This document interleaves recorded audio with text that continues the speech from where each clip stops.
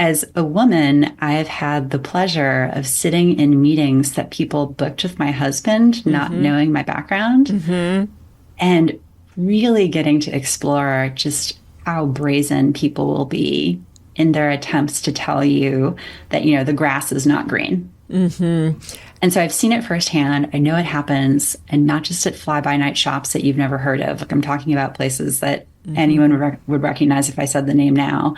And it is shocking. It is as shocking as it is appalling. But I've seen that firsthand. And so I think that if you're getting the sense that like your questions aren't being answered, that is a big red flag too. Hey there, and welcome to Money and You. I'm Michelle Perkins, your host. My search for more fulfilling work led me to career and business coaching, where I stumbled upon a game-changing discovery. Money issues often start with our mindset and habits. You see, our relationship with money is the key to overcoming those frustrating financial obstacles. As an entrepreneur, coach, and problem solver, I'm passionate about helping you create a great relationship with money. Because, turns out, that's the foundation for a limit-free life. Each week on Money and You, I speak with amazing guests about all things money, mindset, practical tips, and everything in between. We're here to give you new insights, education, and empowerment so money can be one of your favorite relationships. So join us for some lively conversations and let's transform your financial life together. Hello, hello. Welcome to the Money and You show. I'm so excited about this episode. I'm Michelle Perkins, your host. And, today, I love our guest today because she's doing something that I wish more people in the financial world would do, which is basically offering honesty and truth and a really good path for each individual client that makes the most sense for them versus for her company. And I can't wait to introduce you to Wallis Tsai. I'm going to tell you a little about her and her background, and then we're going to jump into a great financial discussion today. So, have you ever wondered if you're getting the full story on insurance? Today's guest, Wallis Tsai, is here to set the record straight. A former Goldman Sachs investment banker and hedge fund investor, Wallis founded AboveBoard Financial to bring transparency to an industry riddled with bad advice and conflicts of interest. She helps affluent professionals, high net worth families, and fiduciary advisors make smarter, data-driven decisions about life, disability, and long-term care insurance without the sales fluff. Get ready to cut through the noise and rethink what you know about insurance. So Wallis, welcome.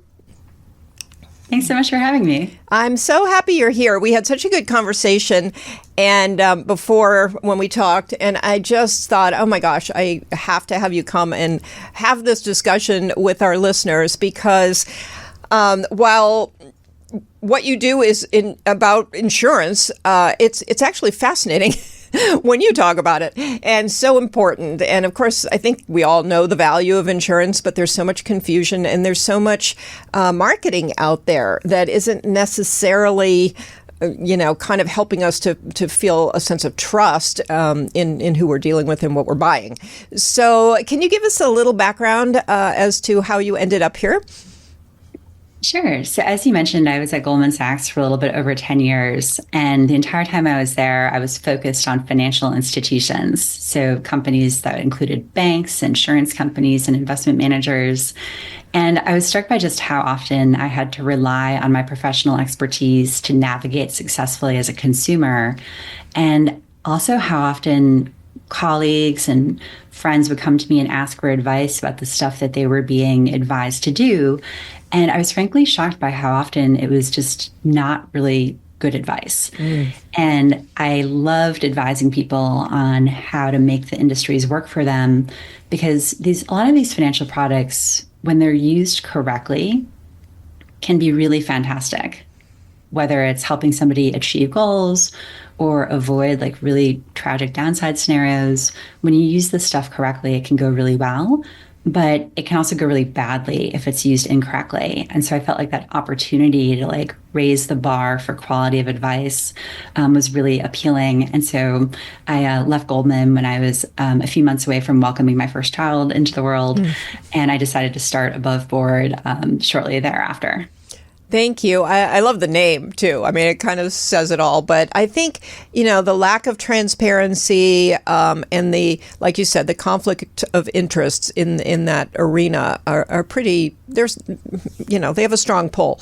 And so I really appreciate what you're doing. And I think, when people see that there are financial experts out there who feel the way you do and are really trying to, have your back, I just think it makes a huge difference to how people relate to money. I mean, it's hard to relate to money when you feel like everyone out there is just trying to take your money and not necessarily benefit you. So I think in an indirect way, it really helps people to have that better relationship with money. And we need advisors. We need people on our side. We need our team that is helping us with these decisions. And these are some of these things are complex. I mean, people aren't going to necessarily know what they're buying, and so they need somebody like you to give them an accurate description. So you mentioned sometimes a scenario where people might kind of have something that takes them into a worse situation. Do you have some kind of a case study or a story about that so people can visualize it? Yeah, sure thing. So I think for a lot of people, like we're all just very busy dealing with like the life that's in front of us right now. Right? I think a lot of us feel like we're busy and maybe like a little overscheduled, overextended. And so sometimes it can be really hard to like connect with both your future self as well as the sort of range of potential outcomes for future you, which, frankly includes some kind of not so fun to think about downside outcomes. Mm-hmm. And so in the part of our business where we're helping people mitigate the financial risks around what I'll call sort of bad luck or bad news, we have to think about things like, what would happen if somebody died prematurely, or what would happen if you were too sick or injured to work. And so those are important things to think about, because I think a lot of us, and this is totally, I think, coming from a place that's well-intentioned and in some ways self-protective, right? Like we don't like to think about those things. Mm-hmm. And we've met some of our clients, unfortunately, after like their spouse already had that journey and realized from direct experience that, for example, receiving like a stage 4 cancer diagnosis when you've got young kids at home and not having enough or not having any life insurance mm-hmm. is a really, really challenging place to be, right? Like the health news alone is horrible. Mm-hmm. And then when you layer on top of that, like in the scenario that I'm thinking about for this particular individual, the final months of life were spent like modeling out in a spreadsheet what changes the surviving family would need to make to try and make it work. Yeah. Right. And it's just like, that doesn't have to happen, right? Like you can't reduce the risk of bad luck to zero, mm-hmm. but you can reduce the risk that bad luck would automatically flow to financial distress mm-hmm. To zero, right? You can take that risk off the table. And so that's part of what we do, like helping people make sure that whatever life holds, the financial piece of it is going to stay on track. Right. Yeah, thank you. I know it's a terrible thing to think about. And if you've, like I think you and I have both taken care of parents, and this all really comes to life when you're trying to use their, long-term care insurance or, access life insurance after the fact. I mean, the reality of how these things work too, I don't think is generally understood by people. It wasn't understood by me. A lot of surprises there. So totally. Is that something that you would help people, educate people on? Yeah, absolutely. So when we have clients who are looking at any of these products, we really want our clients to make an informed decision, because I strongly believe that when clients are empowered to make an informed decision, it's much, much easier for them to make the right decision. And so I view it as our job to illuminate the range of reasonable choices available and explain kind of why something is or is not a reasonable choice. Mm-hmm. And then empower that client to say, okay, like, I have these questions, and then once I have those answered, like I'm ready to decide like what makes sense for me. And I find that process leads to better outcomes long term. And also people encountering this experience of feeling like I just made a smart financial decision, mm-hmm. right? Which is not always the experience people have. But one of the reasons I started AboveBoard was because I noticed that when you explain things clearly to people, they're oftentimes more than capable of making a good decision, Yeah. or asking you a follow-up question about something that they need clarified before they feel ready. And I want our clients' experience to be that they feel empowered and they get their stuff done and they end up in a place that they're going to be proud of and happy about for the long term. Yeah, as you're speaking, I'm realizing insurance is such a funny thing because, we all know that we may never use it, and yet we pay in for our whole lives. But the sense of just calm from having it, I don't know how you put, a dollar value on that, but I know personally just how it feels. And, and so it is a tough area to make decisions on. It's a gamble. And, like you say, it can go really bad. It can be incredibly valuable. And you don't ever know if you're even going to ever need it, So I find it to be a little fascinating as we're talking about this. I personally like to have life insurance. I mean, that's one that's kind of a no-brainer for me. Some are mandated, like auto insurance, so you don't really think about that one as much. But I've also been through the fires in LA and really seen, how much of a difference good insurance versus, poor insurance makes on people's futures after, an emergency situation like that. So if you sat down with a client and just had this discussion about what insurance do you need, and this is very much generalizing, but what are your, priorities in this? What do you think is most important? Sure thing. That's a good question. And so the insurance coverages that we work with here at AboveBoard are life insurance, disability insurance, and long-term care insurance. But there are absolutely themes that come up with auto and homeowners that you mentioned that can apply in some ways to life, disability, and long-term care as well. Right.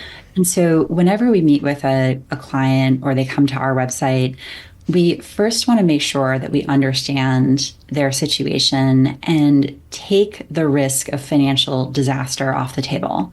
So our highest priority is first to make sure that we've made smart decisions to help them mitigate the risk of financial disaster. And so what do I mean by that? So it's going to vary a little bit by the individual's situation, including what loved ones they have in life and also what stage of life they're in, right? The analysis is different if somebody's children are, already young adults who are self-supporting versus if somebody's situation is that they're expecting their first child in the next few months. And so the key question that we want to understand is, first, is this person or couple or family at a place where they are ready to comfortably retire in the standard of living that they want? And if the answer is yes, which to be clear is not the situation for most people, then we have a number of very sophisticated and interesting estate planning strategies that we can talk through with clients that might be applicable to them. But usually the answer is no, I'm actually still working, or my spouse or partner is still working to sustain the lifestyle that we want for ourselves and or for our loved ones, which may or may not include children. And so usually when somebody has no financial dependence, they at least need to have disability insurance. And a lot of people will think, well, I'm pretty sure I have coverage through work. And that may or may not be true. Some employers offer it, some don't. But even when employers do offer it, the vast majority of workplace disability plans set you up for a large drop in take-home pay if you actually need to use those benefits. Wow. Okay. The drop in take-home pay is usually at least 40%. That's 40, right? So It's a big cut. And what we can help people with is getting a supplemental policy that fills that gap. And there are a number of things you can choose to sort of dial up the protection or dial it down to be mindful of budget goals if that's a concern. And an example there would be that a lot of disability policies will cover you until age 65 or 67. Or even 70 in some cases. But sometimes, people just feel like, what, that's out of budget for me. Mm-hmm. And if that is the case, the good news is that you can get a shorter policy that's say a maximum of 5 years, or even in some cases, a maximum of 2 years. And one of the things we emphasize at AboveBoard is that something is almost always better than nothing. Because if you think about that moment when like you get the call from the radiologist who's telling you that your scan, showed that it looks like something is high risk, and then the lab came back and said that, or that you need to go in for biopsy, and then you wait for the biopsy results, and they call back and say, we wanted to share with you that the lab showed that it's stage, 2 cancer. Or like when you get that call, right, your whole world just turns upside down. And even having like 2 years, 5 years to just say, the financial stuff I can address later, right? Like I know that my policy is not going to take me to retirement. That was a choice that I made for budget reasons, but at least I have something, right? I have a little bit of breathing room to figure this out. We try to help people find that mix of protection and budget that works for them. And the same thing applies to term life insurance, right? Term life insurance is a bit like homeowners and auto, where if you get it and you never file a claim, honestly, that's a win, right? Like anytime you can qualify for term life insurance, it means that statistically you're very likely to live the policy, and it's priced accordingly. Lifelong insurance coverage is about 6 to 10 times more expensive than term life on average, precisely because term is designed to only hedge that risk that you die much younger than would be normal. Yeah. And so if other people in your life still depend on your income or care you provide for free, that's a really big one that sometimes gets overlooked, right? Because a lot of care provided for free has real value. And so it's worth considering if that needs coverage too. But between disability and term life insurance, those are our biggest disaster mitigation tools for people who are pre-retirement. And then looking ahead to long-term care, right? And thinking about that more than half of people who are lucky enough to see age 65 end up needing long-term care, right? Which is a real statistic. It's good to think in advance about if I end up in that group of people, what choices would I want to have available for future me? And how would I feel comfortable? And then taking those goals and matching them up with what's available in the market, and what can I afford? What makes sense? And developing a strategy so that you feel okay, I'm set up in life in a way where regardless of what the future holds, whether I live the dream and am 100 and then pass away peacefully in my sleep after having a fabulous dinner and walk with my dog, right? Yeah, that is the goal. Or whether I have 8 years of cognitive decline where the body is still going, but the mind no longer is, right? That in either of those scenarios, I will at least be okay, right? Yeah. And so that's the type of analysis we help people do from a disaster mitigation perspective. And to your point, some of it is about you being okay. A lot of it is about being the people in your life being okay, because the burden will fall on them. And so 100%. Yeah. And just knowing that you haven't overburdened your loved ones or created a scenario where they'll be oh my gosh, why did she not set this up better? Oh my gosh, how could he not have done X, Y, Z?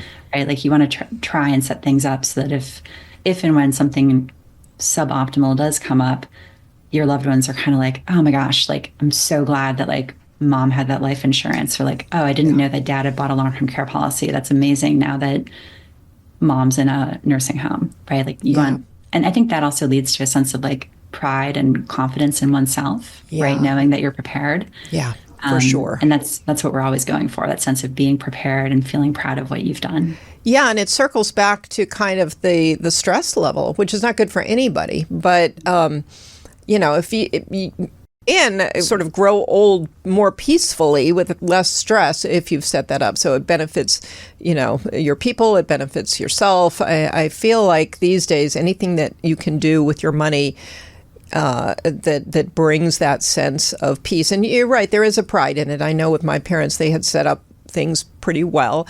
And my dad was still pretty anxious and worried about things. And I think, wow, he did a way above average job of setting things up. And so, I kept trying to tell him that he had done a good job, but I felt, obviously relieved and very much just so happy that they had.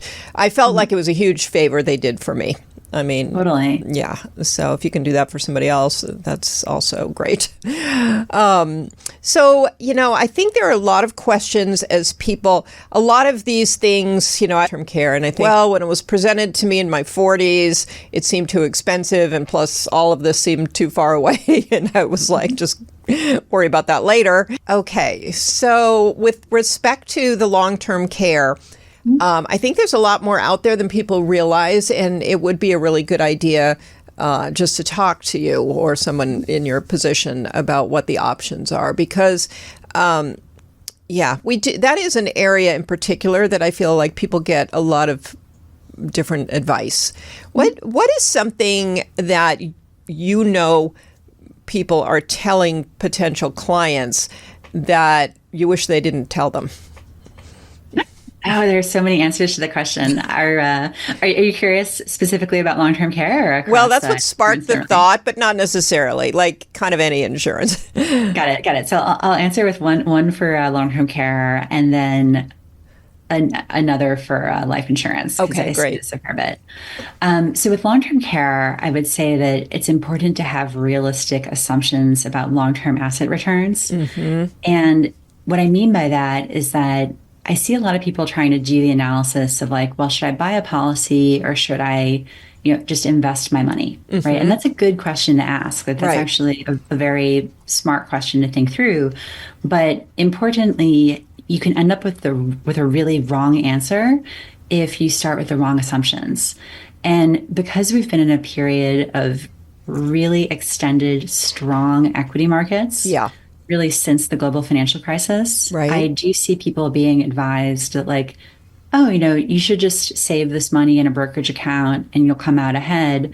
But then the return assumption underpinning that analysis is that the S&P 500 is going to return 9% or 10% every year for decades. Right. And I would suggest that is a really dangerous, flawed assumption, because even 9% compounded gets you a much bigger number 20, 30, 40, 50 years from now than if you run 6 or 7%, which is a much more realistic long-term assumption.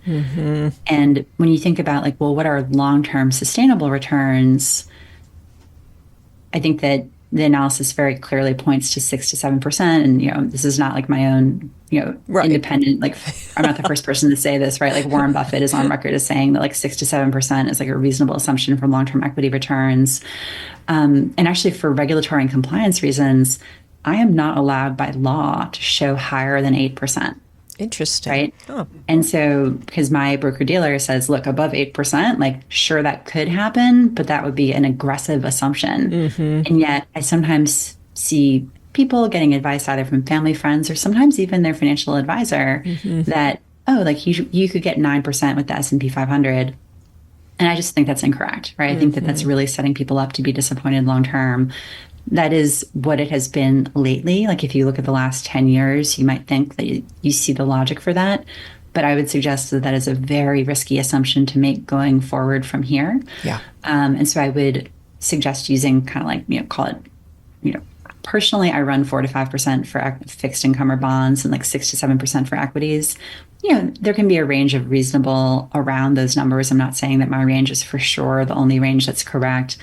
But I think you also need to sort of pause and say like, well, if I'm making an assumption about what's going to happen over the coming decades, what's the cost of me being wrong? And would I rather be wrong in having assumed something that was too optimistic or too cautious, right? Like which would be more comfortable? And so when we run the analysis, we use the assumptions that I think are reasonable. And so I think one of the things I'm aware of in the market is people being advised to kind of look at the last 10 years as a run rate. And I worry that that could end up going badly for them. And in terms of life insurance, I think that, oh man, like this could be like its own show entirely, honestly, like all the bad advice out there and like the different permutations it takes.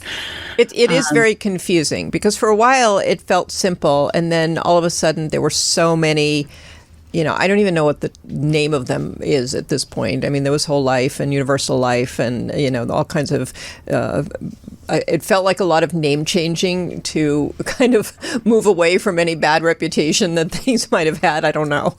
But I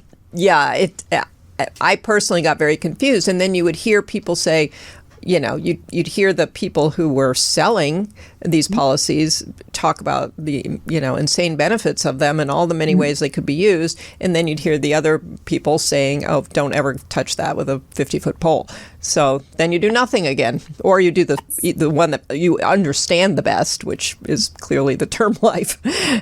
So I would say that, I think with respect to life insurance, and I'll quote something that I actually use as a slide when I teach an annual course on how to avoid insurance ripoffs at Harvard Business School. Okay. With respect to life insurance, I always say, if you have people in your life who depend on your income or care, then start by just getting enough term life insurance and you will never have messed up too badly. Yeah. Yeah. Nice. Right. So that's kind of a simple rule to keep in mind. And then I think that beyond that, right, there are really smart and excellent use cases for permanent life insurance. And permanent is just an umbrella category that includes whole life insurance, universal life insurance, variable life insurance. And those are all different types of products, which, I could go into the details of them if you think that's helpful. But I think that the key takeaway is that there are no absolutes, right? Like, it's not like any of those categories is always bad or always good, which I know can be kind of an unsatisfying answer, but it very much comes down to what is the person trying to get out of their insurance policy, and then how is the policy itself structured. But I think one simple rule that I would suggest for any listener who's considering a permanent life insurance policy is that the person you're talking to, right, the agent, and like we're always, happy to engage in these conversations with our clients. And in fact, we proactively point this stuff out, is how could this policy disappoint me in the future? Like, what would happen in the world or to me where this coverage might not do all the great stuff you've talked about? And if you get an answer that's non-specific or claims that no such scenario exists, I would suggest that's a huge red flag. Yeah. Because with all these insurance policies, and like I own permanent life insurance myself, right? Like I really like certain elements of it. Certain carriers have great product, and if you structure the policy correctly for a person's goals and situation, it can really be a home run. So I'm not saying that there's not a valid use case for permanent life insurance. There totally is, but with any financial instrument, there are risks and considerations. There are scenarios where you could end up feeling like, oh man, like that wasn't what I was hoping for. And if the person you're talking to cannot credibly explain those things, then that's a problem in my opinion. Yeah, I love that. And I love that you will openly sit down and talk about what could go wrong, what could go right. And the person will have all the information, but to lay out these scenarios, because we can't envision them when we haven't seen it in action. We haven't, we just don't have that breadth of understanding. Yeah. So, and just to share like a couple anecdotes about stuff we've seen, like, whole life insurance can be great for people when they go into it thinking, I want something that's like a really solid, not at all volatile foundation in my portfolio. Yeah. And it can be great if people go in knowing that it kind of works more like fixed income or bonds than equities or stocks. But we'll have folks who were sold whole life somewhere else years ago, and they come to us and they're like, the S&P 500 has been on fire. Like, why is my insurance policy not reflecting that? And it's like, well, whole life insurance is really not designed to be connected to the S&P 500 in any way, shape, or form. And if you know that going in and you sign up for whole life, kind of understanding what it can do for you and also what it cannot do for you, then you have very strong odds of being super happy with your whole life insurance policy long term. Yeah. But if somebody sold it to you as like, maybe having some upside to the investing world without clearly explaining what it does and doesn't do, then you can be really disappointed, right? And so our goal is always that clients will know what they own. Yeah. And understand going in, like, why they're doing it and what they can expect from it.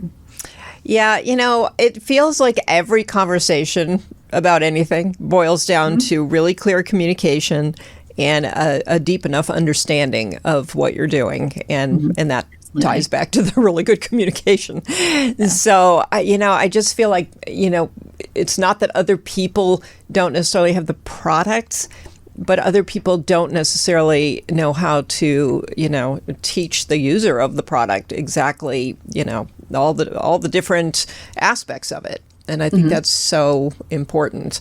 And I think a lot of the financial world doesn't think they need to do that. I don't know why, but, or it's a sales strategy. I don't know. Yeah, it's an interesting question because I think your question kind of gets at the heart of like what is malintent versus what is just ignorance, right? And I think it can be hard to assess, but I think one thing that I found since I got into the industry as a practitioner, right, rather than a student of the industry, is that bad intentions are definitely problematic, but good intentions, when they're not supported by real understanding, even like a good person who intends to do well for their clients, maybe just doesn't have like the background or depth of knowledge to really understand how some of these more complex products work, they can still lead clients astray, even if they intended to do good, right? Yeah. You're so right on that. And I had another woman who was a mortgage broker, top mortgage broker in the country. And she was talking about the same thing. Like she'll be listening to people even on the news or, in the media talking about, the real estate market and mortgages. And she'll just be listening saying, this is so inaccurate. Like everything they're saying is not correct. So I think it is so important to choose, your financial team, like I said before, based on a lot of things, not this person has been a family friend forever and they happen to sell insurance. I mean, I think that could be good, but you really need somebody who is really knowledgeable, an excellent communicator. I mean, what else do you think that, because I know your company does things differently, what else should people look for? Yeah. So I think also transparency, right? I think ability to explain, what your role is and how you're set up as a business or an individual. So for example, at AboveBoard, we are an independent insurance brokerage and we have no special affiliation with any one carrier. We don't have any special incentive to favor selling one carrier's products over another's. And that is not the case for a lot of practitioners in the industry. A number of people have either an explicit affiliation where they're like, they got an employer, they're a captive agent of that employer, they're only pushing that employer's products. Right. And then there's a gray area that I think is actually a much bigger number of people where they have an affiliation, and the degree that which that affiliation is clear to a customer may or may not be clear, but they'll represent to the client that like, oh, I can go to anybody for your business. But the part that they're not saying is that if they place the business with their favored carrier, they get paid X. If they go outside, they get paid 40 or 50% of X. And like I get calls about joining these other places myself, right? Just as a person with an insurance license. And so I've returned a few of those calls and kind of asked like, well, how would it work? Right. And so those incentive structures, because I wanted to understand, right? Like I was sort of observing the behavior in the industry, but I was curious to know the behind the scenes. Right. And so there is a group of people where they can definitely honestly say that, oh, I can go to many different carriers, but that's not really the full story. And so I think working with people that are willing to be like direct and transparent and just like, this is how we're set up, this is how we operate, is important. And I feel like also, if I can just add one more thought there, working with somebody where when you ask a question, you get a straight, intelligible answer. Yeah. Or if it's not intelligible, like when you kind of say to that person, hey, that didn't totally make sense to me. Can you just like try that again? Or like, hey, when you said that thing, like, what did you mean? Yeah. I think that's really important because one thing I've noticed, and I'm from like the finance Wall Street world, right, is that there's definitely this culture of like in the industry, I would say, of like both buttering people up, but also setting up like a little bit of a shame structure where it's like, if you ask questions, like maybe it means that you don't see how great this thing is. Maybe you're not quite as insightful or smart about finance topics as I thought you were. So I'm obviously like saying this facetiously, but I think that that's just like a total racket. Yeah. And as a woman, I've had the pleasure of sitting in meetings that people booked with my husband, not knowing my background, and really getting to explore just how brazen people will be in their attempts to tell you that, the grass is not green. And so I've seen it firsthand. I know it happens, and not just at fly-by-night shops that you've never heard of. Like, I'm talking about places that anyone would recognize if I said the name now. And it is shocking. It is as shocking as it is appalling. But I've seen that firsthand. And so I think that if you're getting the sense that like your questions aren't being answered, that is a big red flag too. Oh, I couldn't agree more. And I can't tell you how many people I've talked to who don't want to see experts in the industry because they feel like they don't know enough, or they feel like they'll be embarrassed by their questions. That doesn't even make sense to me. Like, I'll ask a million questions everywhere I go, and it probably does drive a lot of people crazy. But I'm curious. It's not because it's really for no other reason. I'm trying to educate myself all the time. So I love that, and I do feel like we get a lot of interesting we either get things brushed under the rug, sort of, and which leaves you feeling like, that wasn't even a question you should have asked. Or we just get a confusing answer. We get an answer that is like maybe somebody in the industry would understand, but the layperson is not going to know what you're talking about. So I love that you said that. I think that is a huge red flag. If you walk out thinking, I don't understand what we just talked about, then I'd head for the hills unless you can. Yeah. Or I think I would just add that I think it's natural to have moments when you're getting up the learning curve where you're like, oh, wow, like I'm not sure I really understood that. Like, I think that is like a normal part of the learning process, right, especially for, frankly, like people who are kind of like high achieving type A's who are maybe used to feeling confident, like they know what's going on. Right. So I don't want to suggest that feeling like, oh man, I'm not sure I really understood that, or feeling like a little uncomfortable with one's own lack of knowledge necessarily means that something is wrong. Right. I would say if you feel like you can't go back to the professional and say, hey, you said this thing about XYZ, and it occurred to me afterwards that I wasn't totally sure what you meant by that. Could you explain it to me again? Like if you don't get a positive response that indicates that that professional wants to work with you to achieve understanding, I would say that's the thing to be really worried about. Because like learning curves can be sloppy, right? But like ultimately, you should feel like you're able to get there through dialogue with the professional you're engaging. Yeah, that was a much better way of putting it than the way I put it. So thank you. That was excellent. You're right. I just want to flag that feeling like uncomfortable with lack of knowledge is oftentimes a natural part of the process, but like you should be able to work together to move out of that space too. Yeah.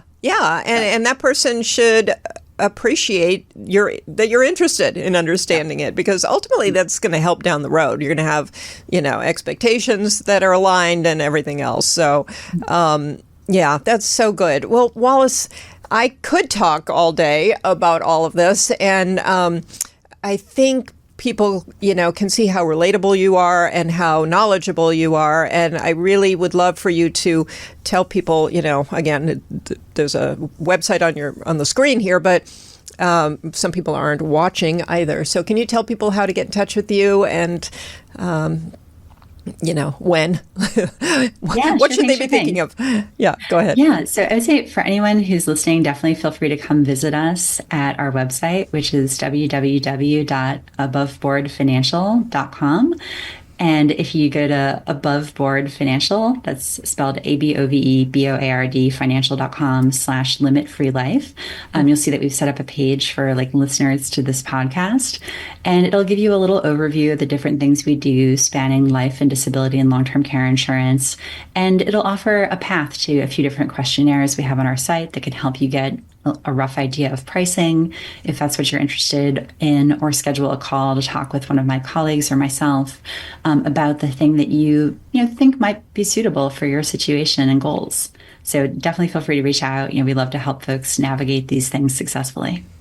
Thank you so much. And thank you for that lovely dedicated page. And I love this. And I really hope the audience listening does reach out to you, because I think you are a wealth of knowledge. And I also think that this is, while people are trying to budget and get out of debt and do all these things, insurance is a huge piece of the financial well-being, kind of situation. So I really think it's a very, very important aspect of your financial life. So thank you for doing what you do, and for putting, coming on the show, and for putting this company together in the way you have. It's unique, and I'm super excited to have met you and to know about you and what you're doing. So thank you so much. Thanks so much, Michelle. I've really enjoyed our conversation. Yeah, me too. And definitely could have gone longer, but unfortunately. So people, make sure you reach out to Wallis at AboveBoard. And thank you so much for listening to the show. We love having you as listeners on the Money and You show. And we are here every week. So please subscribe, share the show if you enjoyed it, if you know somebody who could benefit, and rate and review. And thank you so much. We'll see you next week.